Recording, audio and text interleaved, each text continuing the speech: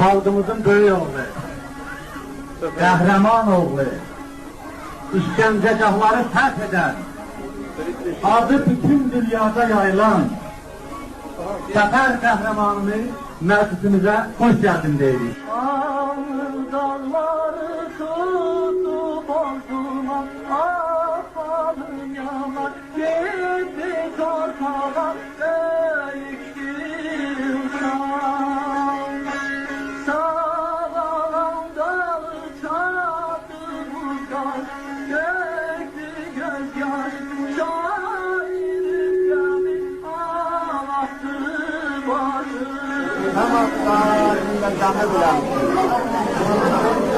24-cündə təzə gün işlərimizdə, vətənimizdə, ülkəmizdə bir azadlıq, özgürlüğümüz götürüyor, fərhəngimiz bir şey yaradaq, təsvənə koymadılar, Amerika uşaq olamazsın.